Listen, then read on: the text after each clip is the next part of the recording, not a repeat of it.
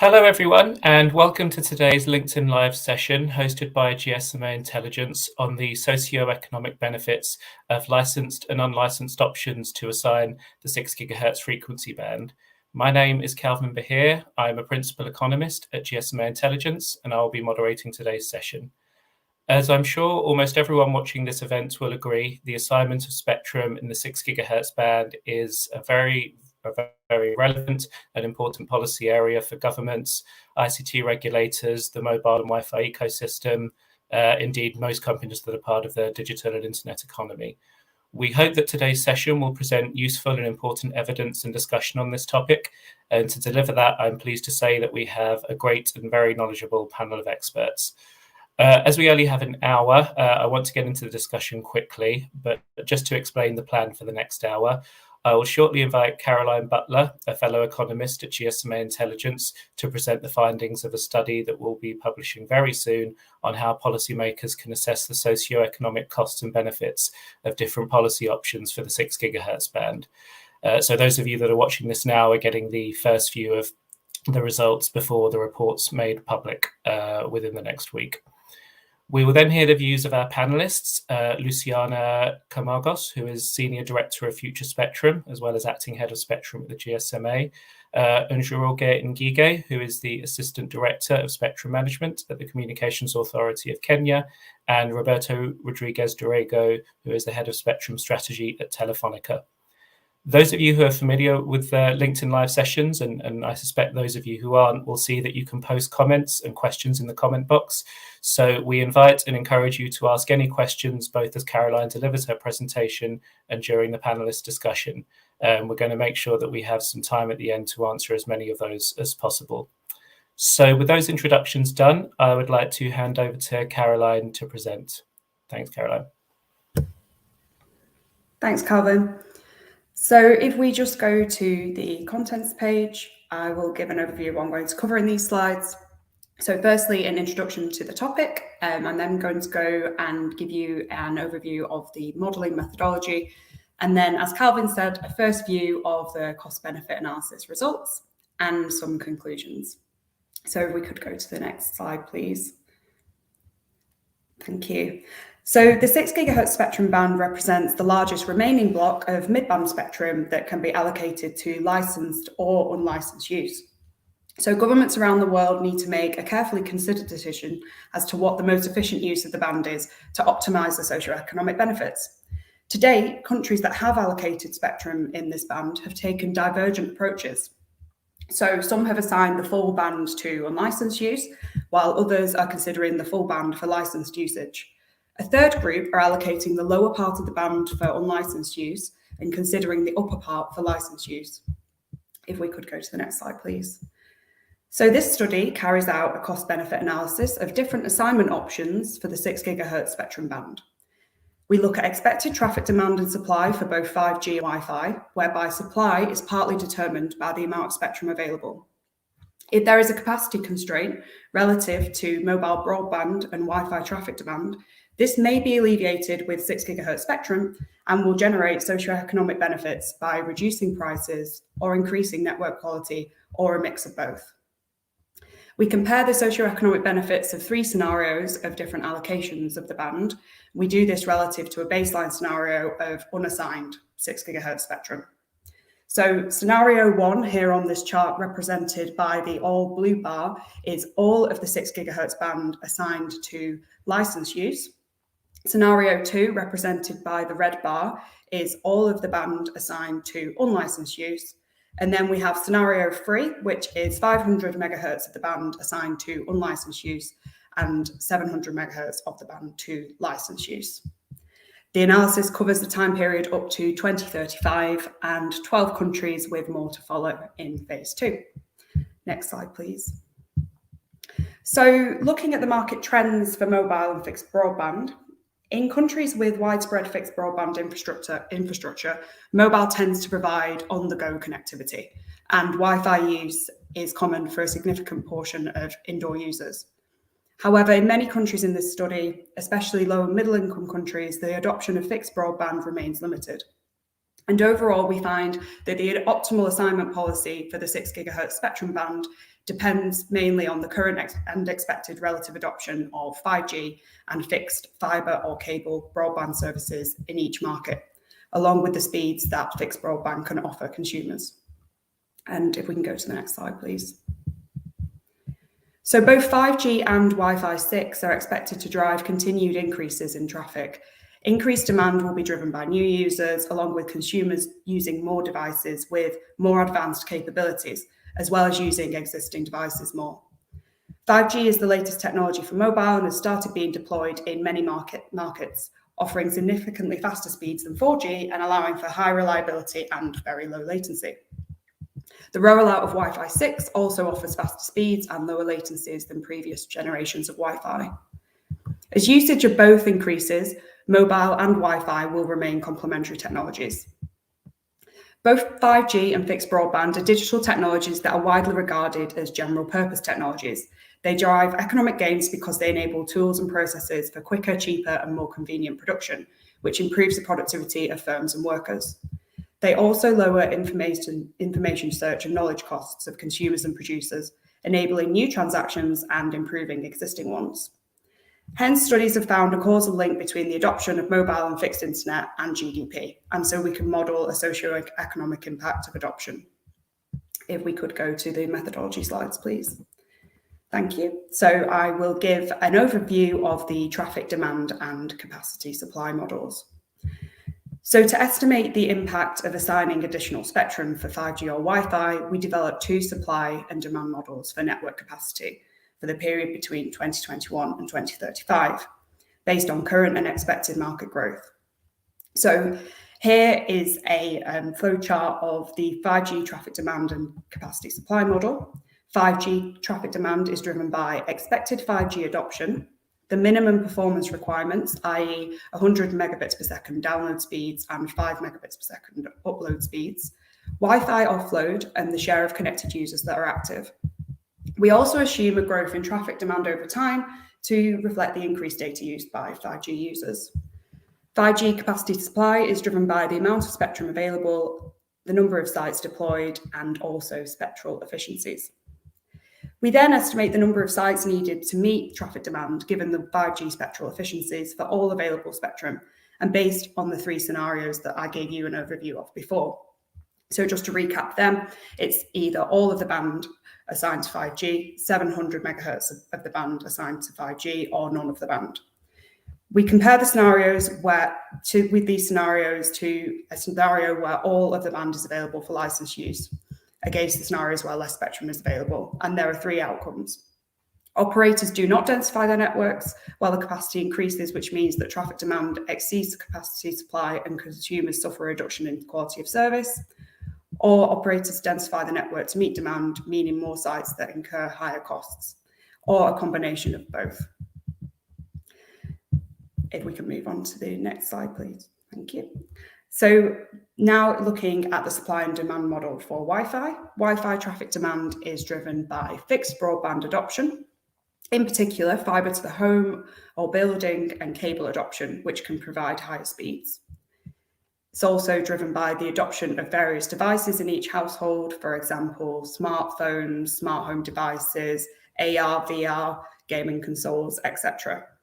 The performance requirements for each of these devices, the proportion of fixed and cellular traffic that is loaded onto the Wi-Fi network, i.e. the Wi-Fi offload. And we also assume a growth in demand over time, again to reflect increased data use and device adoption by consumers.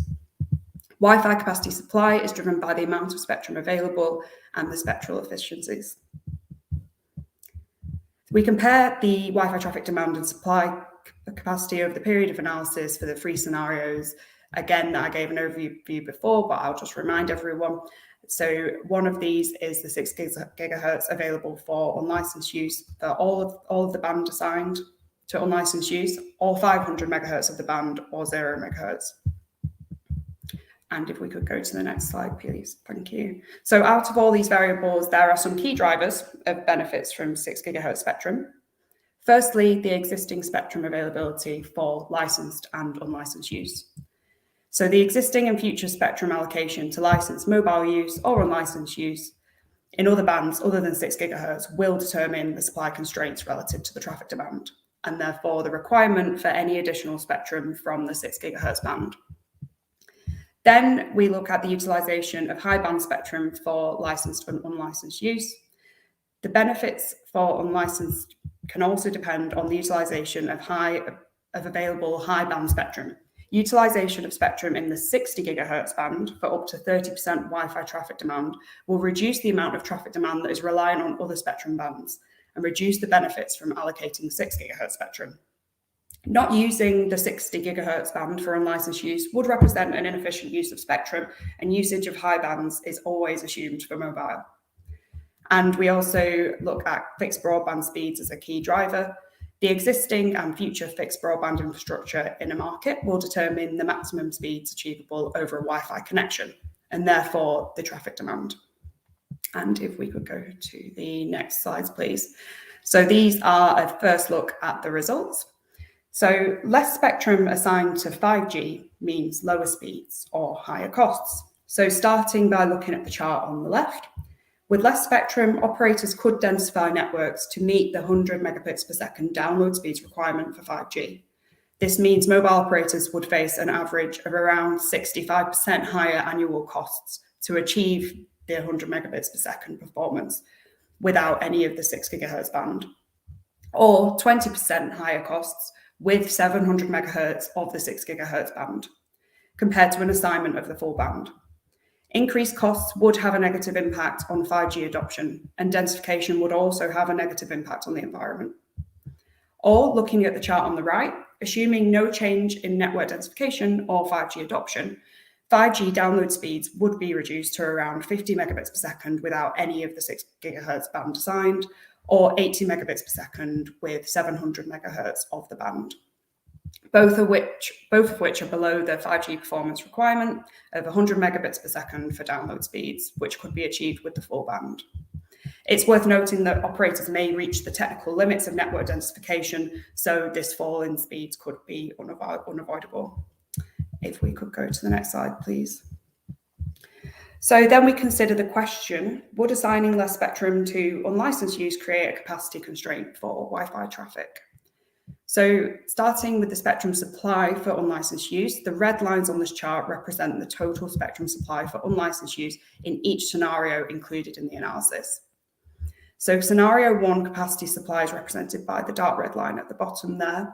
This is with none of the 6 GHz band assigned to unlicensed use. Then scenario 3 capacity supply is the red line in the middle with 500 megahertz of the 6 GHz band assigned to unlicensed use. Scenario 2 capacity supply, the pink line at the top, is with all of the 6 GHz band assigned to unlicensed use. And if we could go to the next slide, please. Then the green lines on this chart represent Wi-Fi traffic demand from 3 illustrative households. Household 1 is the dark green line is based on 11 connected devices being concurrently used, and this is the maximum number of devices in our study. Household 2, the line in the middle, is based on 6 connected devices being used, which is the average in our study. And household 3 is based on 3 connected devices being used, which is the minimum in our study. So we can see a range of traffic demand there based on these different assumptions around devices. So if we could go to the next slide, please. Now we look at the impact of fibre to the home or cable speed limit assumptions on the existence of a capacity crunch. So if fibre to the home or cable speeds reach a maximum of 1 gigabits per second over the period of analysis, which is represented by the dotted line right at the bottom of that chart, then household traffic demand will never surpass the spectrum capacity for Wi-Fi, even without any spectrum from the 6 gigahertz band. So that lowest dark red line for capacity. If maximum fibre to the home or cable speeds reach 10 gigabits over the period of analysis, a capacity crunch without any spectrum assigned to unlicensed use, i.e. scenario 1, depends on the level of household traffic demand. So it's that a capacity crunch would happen in around 2029 with the maximum number of devices, for example, or 2033 with the average, and we see no capacity crunch with the minimum number of devices. And there are no capacity crunches if maximum fibre to the home or cable speeds reach 10 gigabits per second, and there is 500 megahertz of the 6 gigahertz band assigned to unlicensed use, i.e. the supply represented by the red line in the middle. So if we could go to the next slide, please. So now we look at the results of the cost-benefit analysis, and I'm going to present 4 sets of results for each of the countries with different assumptions around the fibre to the home or cable speed limits and the use of the high band, the 60 gigahertz band for Wi-Fi. So the dot plot here, I'll just give a quick overview of that. It shows the economic impact of the scenarios as a cumulative benefit, so up to 2035, as a percentage of GDP in 2035. The green dots represent the results for scenario 1, i.e. all of the band to licensed use. The red dots represent scenario 2, all of the band to unlicensed use, and the purple is scenario 3, i.e. mixed use of the band. And in the bottom right-hand corner there's another overview of these scenarios. So scenario 1, i.e. all of the band to licensed use, will deliver the largest benefits across all countries. So we can see there on the dot plot that these green blue dots at the top, if fixed broadband technologies do not provide maximum speeds above 5 gigabits per second, and if the 60 gigahertz band is available for unlicensed use for up to 30% of Wi-Fi traffic. And if we could go to the next slide, please.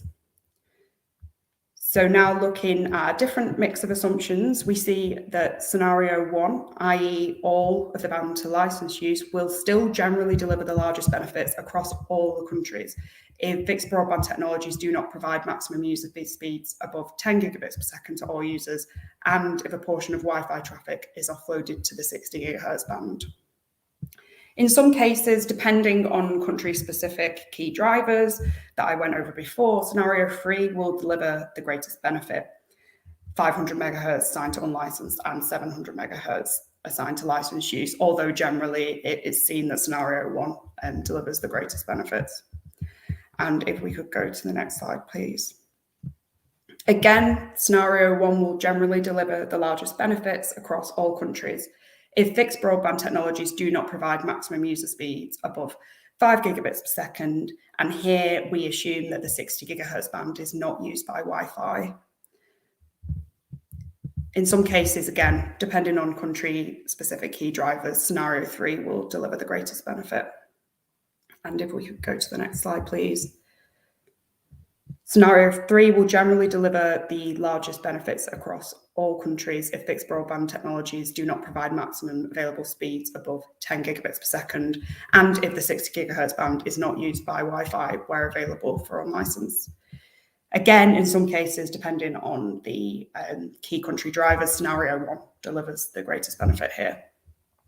Scenario 2, so all of the 6 gigahertz band assigned to unlicensed use, was not found to be the most beneficial allocation with any combination of these different assumptions. So it was either scenario 1, the whole band to licensed use, or scenario 3, the mix of the band assigned that gave the greatest benefits.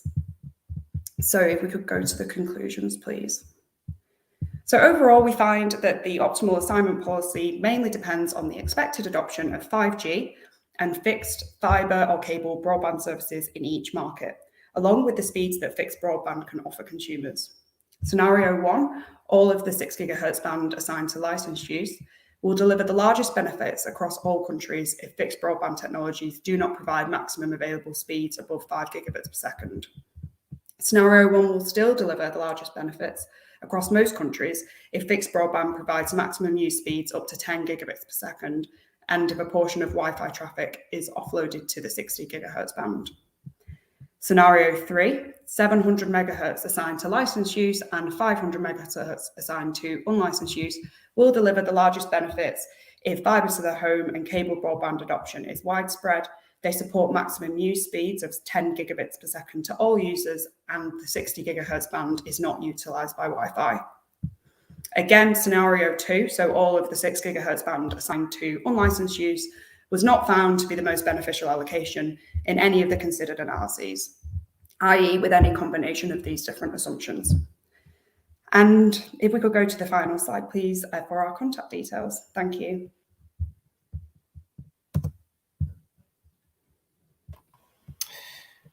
Many thanks, Caroline, for that great presentation. Lots of analysis to consider and digest there and to discuss for the rest of the session. As I mentioned at the start, if anyone has any questions, please do post them in the comment box, and we'll take some questions after we've heard from our panelists. I've already seen a few questions. Some people have asking if they can access or download the report. The report isn't publicly available yet. It will be done very soon. But those of you who, if you access within an hour or so this presentation, you'll be able to see again if you missed anything or if you wanted to revisit some of the analysis. And we will also update this page and the GSMA Intelligence, LinkedIn and other platforms when the report is published, so you can access it. So it will be available soon. Right, turning to the panelists, I'd now like to bring them in to give their views on the study and also to draw on their own experience and knowledge on this topic. So first, Luciana, you've been involved in a number of studies that assess the spectrum needs of 5G, especially in the mid-bands. You've also worked with policymakers, operators, and wider stakeholders across all regions. So from your experience and also from your perspective, what do you think are the key things that we should be thinking about when deciding how best to use the spectrum in the 6 gigahertz band? Well, first of all, thank you very much for the invite, and it's a pleasure to be here today. From us, we did launch a study mid last year about as you mentioned, the spectrum needs in the mid bands. And what the study finds is that mobile operators will need on average 2 gigahertz in the mid-range, in the mid-band spectrum. When we talk about mid-band, we're talking about between 1 and 7 gigahertz. And when we look at this spectrum, at best, countries have allocated and have licensed 1 gigahertz of spectrum. And I'm being optimistic here. So if countries have done up to 1 gigahertz of spectrum, there is at least 1 gigahertz that still needs to be made available. And our question is where we're going to find this spectrum. So where is the other 1 gigahertz going to be found? There are some options on the table that have been discussed for many years. So for example, 3842 is one option. We see that there's some decisions in Europe that move away from that. From licensed spectrum, from spectrum for operators towards into private networks, and which would not be sufficient, would not be applicable for the 5G service that we know. Other options are 48499, 4548. There are also issues with those bands in terms of 48499 is used by NATO countries. We see there is quite a strong reaction from areas of the world, such as North America, such as Europe, against using 48499. And then there is 6 gigahertz. There isn't really another one. So if we look at if you look at 6 gigahertz, if you take 6 gigahertz out of the equation, we find it's going to be extremely hard, especially in many areas of the world, to get to these 2 gigahertz of spectrum needs by the year 2030, which is when our study is referred to.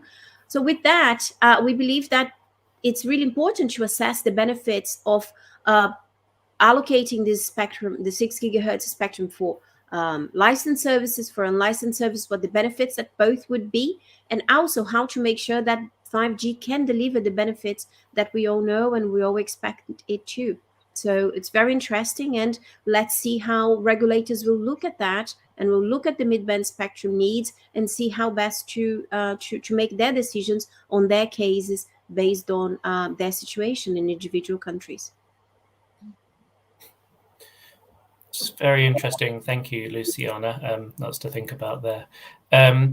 I'd now like to come to Ngige. Thank you very much for joining, Ngige, and I apologize for some of the technical issues. I know you may have missed Caroline's presentation, but I know that you're familiar with the findings.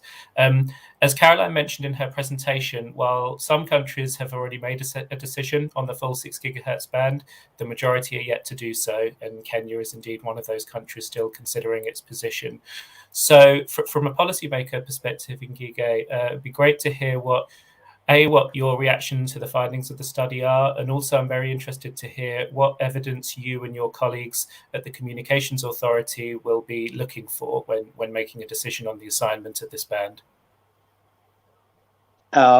Thank you very much, and sorry for logging in a bit late.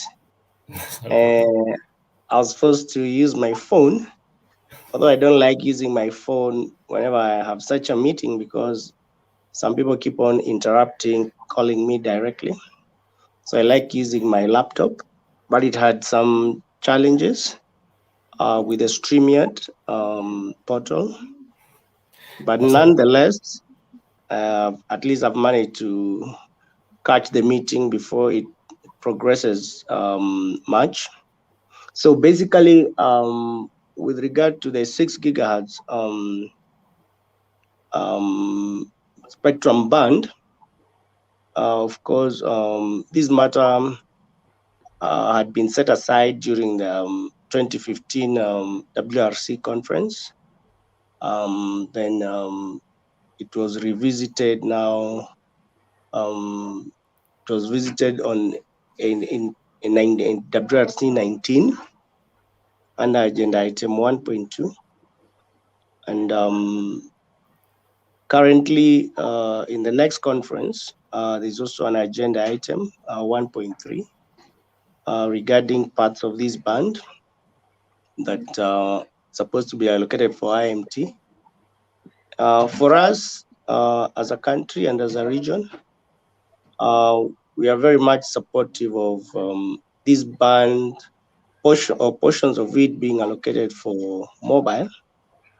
But we are also looking at the unlicensed portion, which is between 5925 to 6425, which is about 500 meg.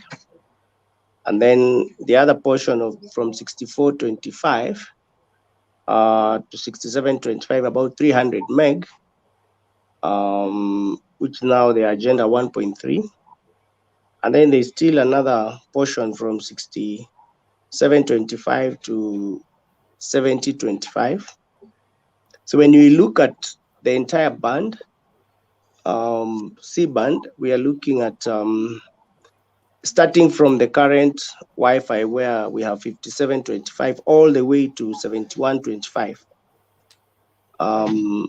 We believe this is a lot of spectrum that can be shared out amongst different services.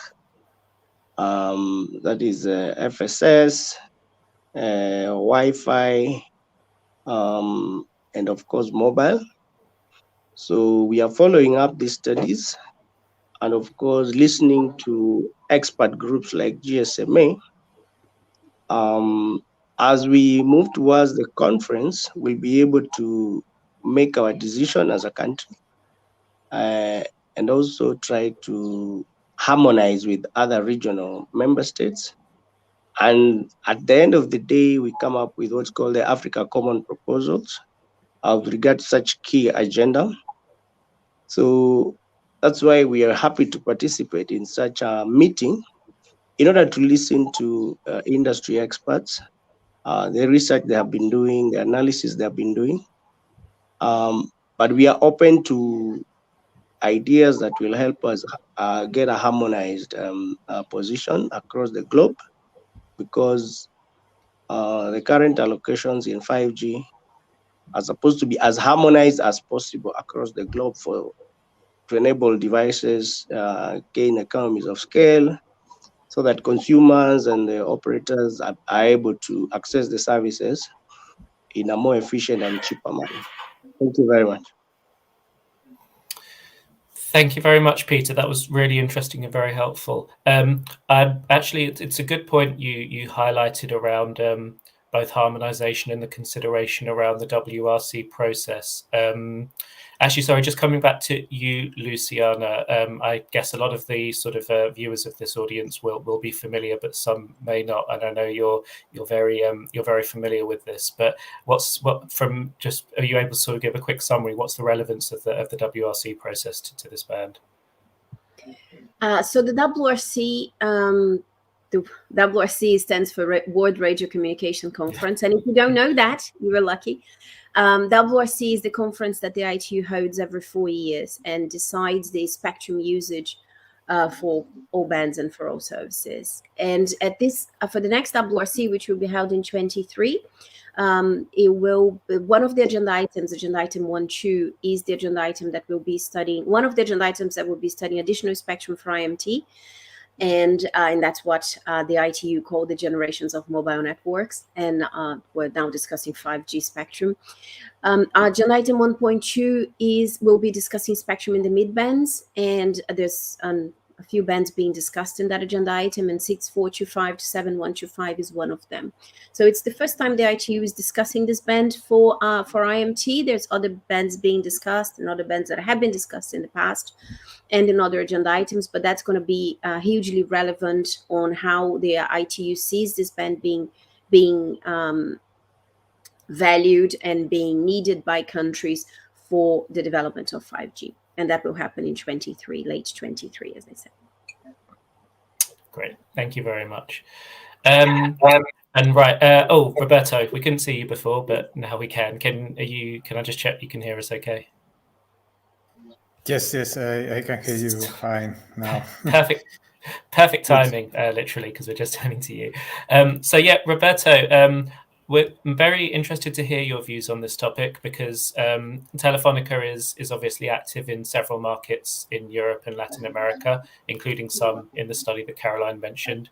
You also have both mobile and fixed network operations. So I suspect you have a very good view on the demand and supply conditions for 5G and Wi-Fi that Caroline was highlighting in her presentation.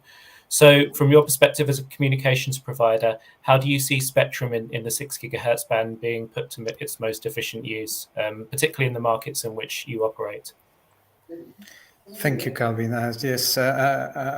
As many of you know, we are in fact a fixed network operator and a mobile network operator in many of our countries.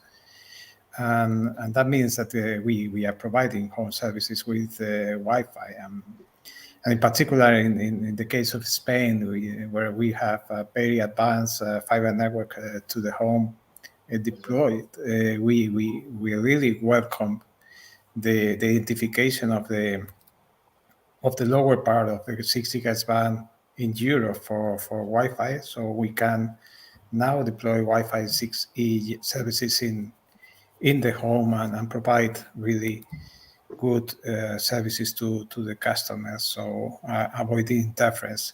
But what we don't support is identification of the upper part of the band for Wi-Fi as well. We think that there's enough spectrum for Wi-Fi with the lower part of the band identified.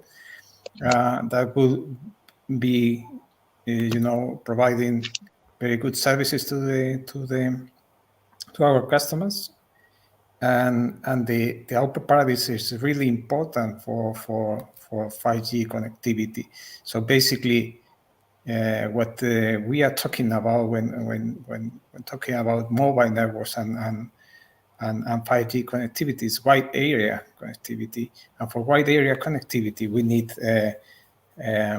mid bands that provides really good coverage and really high capacity to keep the pace with the traffic demand. I mean, we are doubling the traffic demand in the mobile networks every 2 years, and that's even without taking into account the new services that will come enabled by 5G.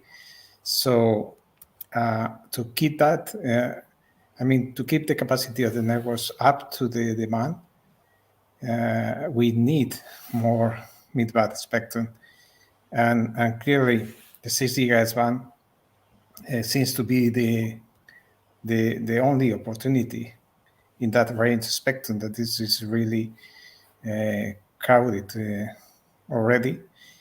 And this, identifying this 700 for 5G will be key to keep the quality for the 5G mobile users in the future. Thank you, Roberto. That's really interesting. There's a follow-up question that actually it's kind of been raised to some extent in the in some of the questions we've already received, and I think it's interesting because it ties in with Caroline's presentation. So what Caroline showed was that a lot of these results can be can often depend on the utilization of the high band spectrum. And there's a question as to how that complements the mid-band spectrum that we're discussing. And actually, I'd be interested to hear a range of views here. But if we think about the use cases that high band spectrum can support, when I talk about high band, I'm referring to millimeter wave, so bands above 26 gigahertz for mobile, and in Wi-Fi we're looking at 60 gigahertz bands. So as you're speaking, Roberto, just turning to you first, what do you see the use cases of high band, and how do you see that being utilized both on the 5G side and also on the Wi-Fi side? I mean, we certainly have not a lot of experience right now in millimeter waves, because we are focused on deploying the main bands for 5G in our countries today. So it's basically the 3.5 gigahertz band, so C band, and the 700 megahertz band in the case of Europe. So that's are the key bands for providing the 5G real service. I mean, the real quality of service to the users. Millimeter waves will come to complement this, but our vision is really that it will be basically complementing capacity and giving very high throughputs in very specific locations like stadiums, shopping malls, or airports, but it will not really contribute in a sensible way to the total capacity of the network, because the coverage is so reduced that it will be providing really very small hotspots with very high throughputs, but not really wide area coverage. Thank you, Roberto. Similar, I guess, question for you, Peter, on your side again, as on the policymaker side. I know, obviously, you're as the spectrum regulator, you have to consider the assignment of both this and a range of bands. How do you see the role of both the mid-band spectrum and the higher band spectrum for both Wi-Fi and for 5G? Yes, thank you very much. Of course, we know that we need both the mid-band for mobile, and we also need more spectrum for Wi-Fi network, like Wi-Fi 6, because what's happening in our urban centers is that more buildings are getting connected with fiber, and once you get fiber into a building, the next thing you might need to do is to do what we call Wi-Fi hotspots in different parts of the building. So in as much as we need the mobile for the mid-band spectrum for the mobile, which we call now the outdoor, the pressure we are getting from the operators is exactly what my colleague Robert has talked about, where they need more Wi-Fi spectrum at public places, even private places, where they connect certain kind of customers with Wi-Fi solutions. And even themselves, some have started looking at Wi-Fi offload solutions, where if you have a licensed spectrum like 4G, 3G, 5G, you need to work with a Wi-Fi solution provider to offload your excess traffic to their networks, so that you don't shed off the traffic at certain periods. So what we are looking at for us as a regulator is to have a dual solution of 5G, Wi-Fi 6 in situations that demand that, so that we can be able to meet the needs of the operators and other solution providers in different circumstances and environments. So when you look at the spectrum that we are talking about, the C band, which is the 6 gigahertz, there are portions that can be allocated for Wi-Fi 6, and there are other portions that might go to the mobile band. So in this case, we are looking at 6425 to 6725 for mobile, and 5925, 6425 for Wi-Fi. So with this, if there is an agreement on a global scale, this can help to balance out the needs of different players, which the regulator must always strive to achieve in any given situation. Thank you very much. Thank you, Peter. You mentioned actually a very interesting point there, which I think was also covered in Caroline's presentation, which is that the often when we're talking about on the Wi-Fi side, the spectrum or the capacity that it needs to take is often determined or driven by the underlying connection. So as you said, Peter, as we move to more fiber connections, particular fiber to the home, that's when obviously that the enabled speeds could increase. If you're talking about copper-based connections or even FTTC, often the speeds that enable are typically will be the bottleneck rather than Wi-Fi. So I think on that side, that was why I think Caroline highlighted a range of results that were partly driven by the speeds that fiber can offer. I know at the moment if I were to get a fiber to the home service here, I think the maximum speed that it offers would be around 100 or 200 meg. But as Caroline said, we're taking a very long-term 10, 15-year view, so that should almost certainly increase. But Roberto, actually just sort of coming to you on this topic, what sort of speed, when we're sort of talking about the speeds driven by the underlying fixed broadband connection, what speeds do you find are typically available now, and how would you expect them to sort of change going further? Do you think the sort of speeds of 5 or 10 gigabits per second are potentially possible in a 10, 15-year time frame? Yes, I mean, today I think that in Spain, we are offering today fiber to the home with 1 gigabit per second speeds. So every home has the possibility to reach these high speeds.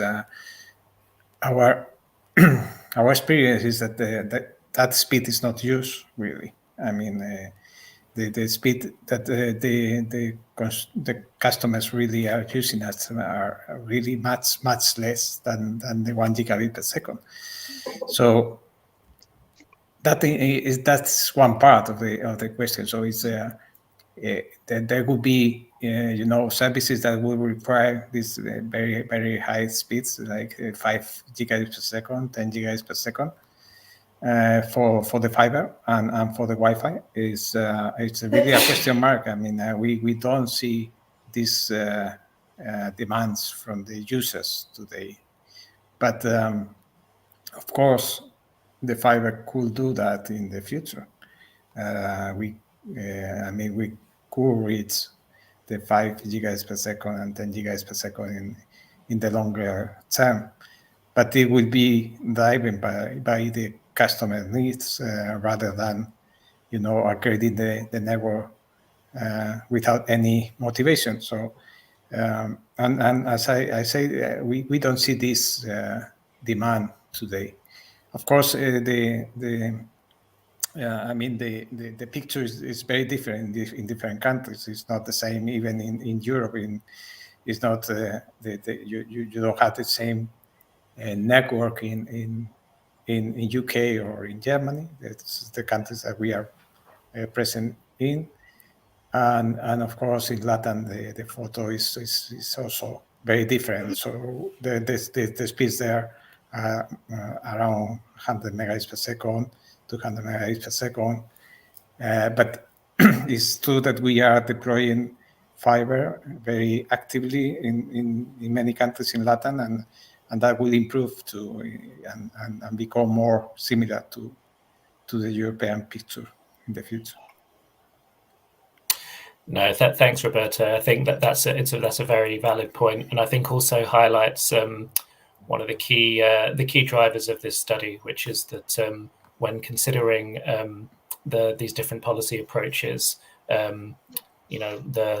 the best practice, I think, international best practice is that some sort of cost-benefit analysis is appropriate, and I think you highlighted why, and it was shown in Caroline's presentation, that each country is different. The state of connectivity, mobile and fixed, is very different between the countries in this study. From UAE and Qatar are incredibly different to what you would see in Kenya or Ghana or India as well. So I think it does highlight the need to do this on this sort of assessment on a country basis.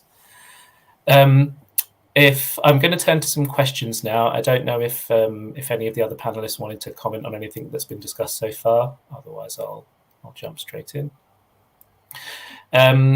Right, a couple of questions about the study and the modelling. So, Caroline, I'll hand these over to you. So, one was around whether the study considered offload from mobile traffic to Wi-Fi.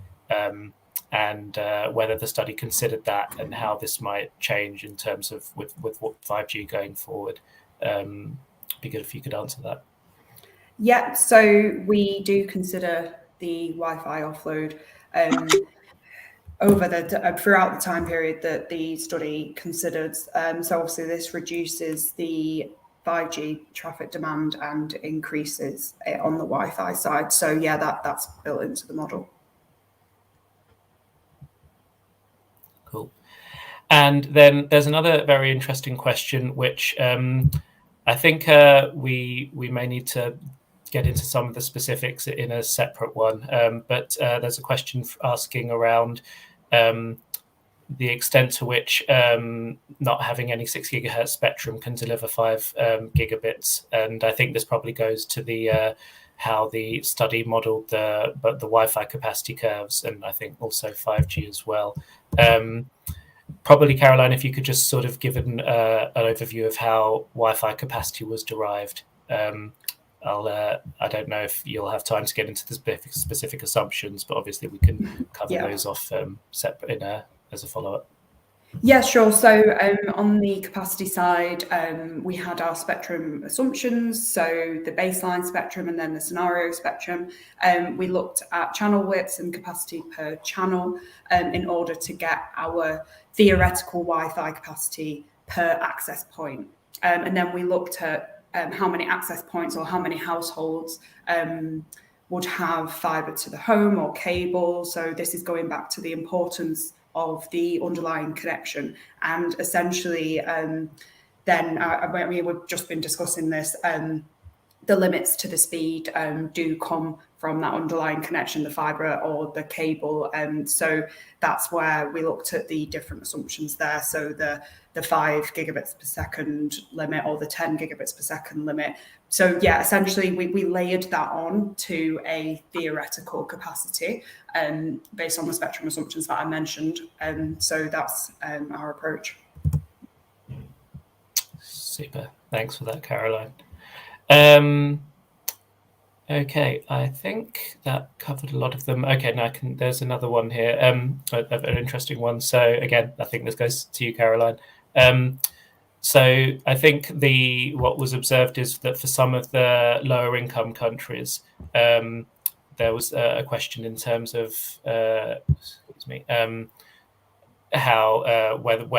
what were the cases where scenario 1 versus scenario 3 were the most beneficial. So could you just sort of go over how those two scenarios vary depending on the scenario and on the country? Yeah, so it really comes back to the table of the key drivers. So what's the existing and forecasted penetration of 5G and Wi-Fi, and not just looking at the levels, it's looking at those relative to each other, which is going to drive sort of which scenario brings the greatest benefit. So you've got that, so the different market conditions, you've got existing spectrum allocations. Obviously, that paints the picture as to how beneficial the additional spectrum would be. And then you've got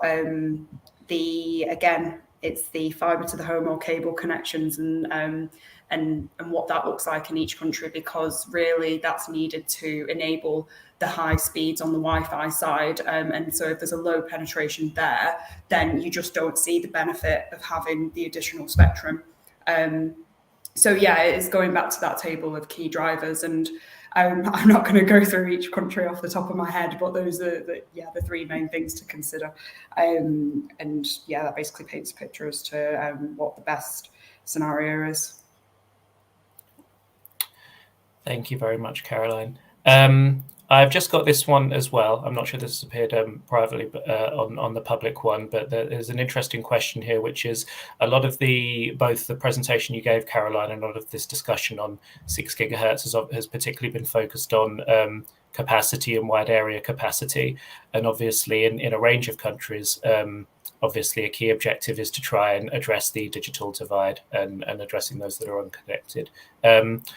Actually, Luciana, I'm going to sort of go this to you. When sort of considering 6 gigahertz versus other bands, how do you sort of, and based on the studies you've seen, what's the potential role for this in terms of the digital divide versus some of the other bands that are being considered for mobile? Well, I think it's a matter of how they complement each other. We believe in the importance of all three types of bands: low bands, mid bands, and high bands. That's what the operators need to be able to provide the service. There is an agenda item at WRC 23 discussing UHF spectrum as well, but that's a different question to the discussion we're having now.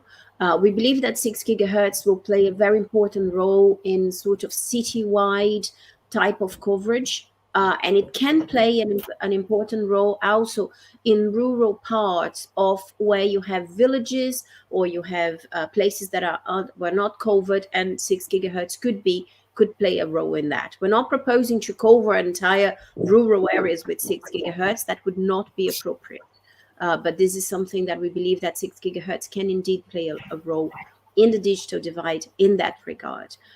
The other thing that the GSMA has launched recently, throughout last year, is a study about who is uncovered, who is not currently a user, a 5G user or a mobile user, and why they are not a user at the moment.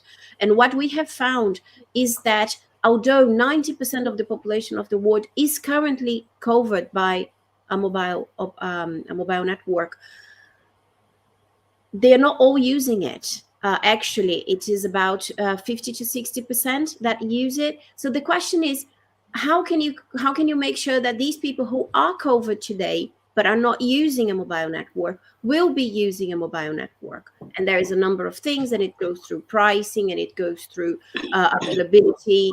Anyway, we have a large report about that I would invite you to look at. So I think how does that impact the spectrum? Harmonization. We know that harmonization creates economies of scale and lowers the prices. And we believe that having 6 gigahertz decisions that are harmonized as possible will play a very key role in that. Thank you very much, Luciana. Actually, I'd like to get your thoughts on that as well, Peter. I know obviously in Kenya, I think you have the situation Luciana mentioned where you have quite widespread mobile networks, but obviously the usage, it's been increasing a lot in the last few years, but there's still that digital divide. Obviously in Kenya, like in many in countries in Africa, mobile has been the predominant technology that's been utilized. How do you see that going forward? And what do you see in terms of the role, for example, of the 6 gigahertz band, possibly some 5G some alternative technologies like fixed wireless access. How do you perceive that in Kenya? Thank you very much, Kalvin. Here in Kenya, as you know, last year we published our 5G roadmap, and we subjected it to public consultation where it received a lot of interest from the industry. And we were looking at how can 5G help our economy grow, help our communities be connected more. And as you know, mobile has been a driver of economic growth in Kenya for the last 20 years. And Kenya has been at the forefront of adopting new technologies in the region.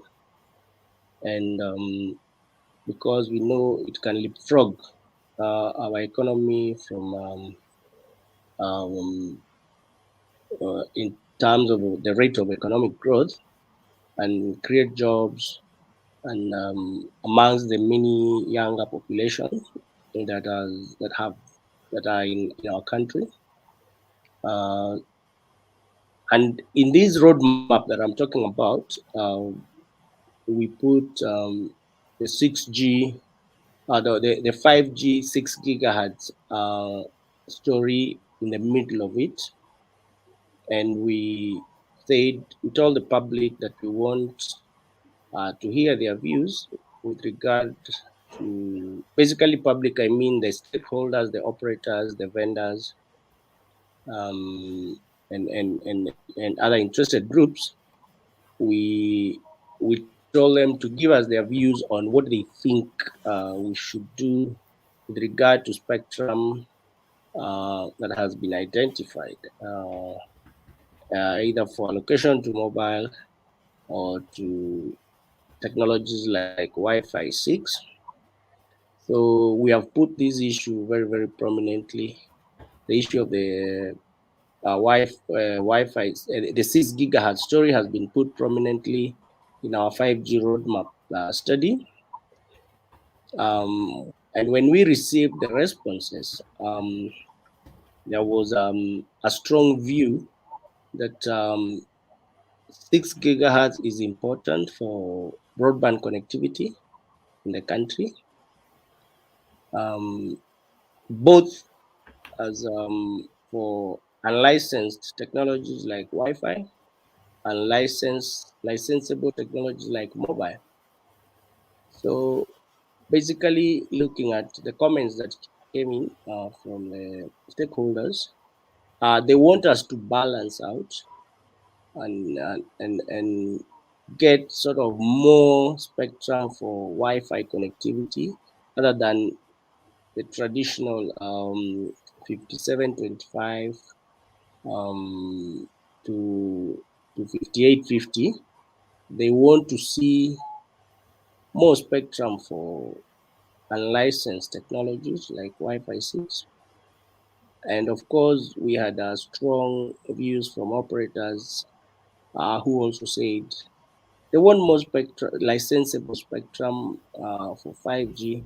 Wherever it came from, whether it's 6 gigahertz band or wherever, their demand is that we should have more licensable spectrum that creates investment certainties through license conditions.